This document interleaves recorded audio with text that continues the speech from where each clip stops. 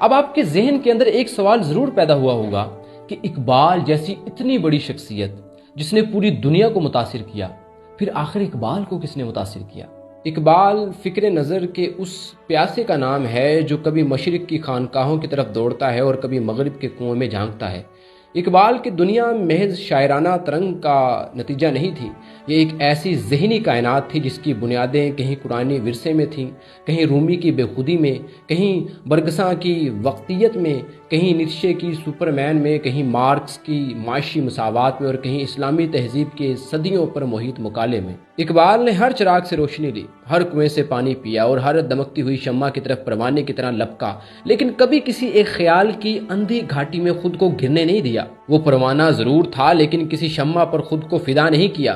ان کے ہاں وہ مزاحمت بھی ہے جو نیتشے میں ملتی ہے، اور وہ عرفانی سرشاری بھی جو رومی سے آتی ہے، وہ اجتماعی ذمہ داری بھی جو مارکس کے نظریے میں موجود ہے، وہ زندہ حرکت بھی ہے جو برگساں کے فلسفے کی جان ہے۔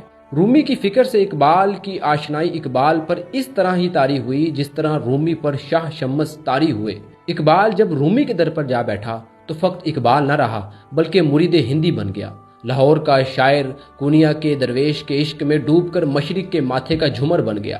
اقبال کہا کرتے تھے کہ رومی نہ ہوتا تو میں راستہ بھولا ہوا انسان رہ جاتا۔ But he loves Maulana Rumi, and Maulana Rumi is really his murshid, and he has written all his Persian masnavis in the same meter. لیکن ان سب کے بیچ اقبال کے استاد کو نہ بھول جائیے گا۔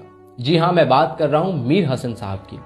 1923 کے اندر جب اقبال کو سر کا خطاب دینے کی پیشکش کی گئی تو اقبال نے وہ خطاب لینے سے انکار کر دیا اور کہا کہ جب تک میرے استاد میر حسن صاحب کو ان کی علمی خدمات پر ان کا اعتراف نہ کیا جائے میں یہ خطاب نہیں لوں گا۔ تو گورنر پنجاب نے پوچھا کہ کیا ان کی کوئی تصانیف ہے؟ تو اقبال نے کہا میں ان کی تصنیف ہوں۔ اس کے بعد اسی موقع پر جو ہے وہ میر حسن صاحب کو شمس العلماء کا خطاب دیا گیا۔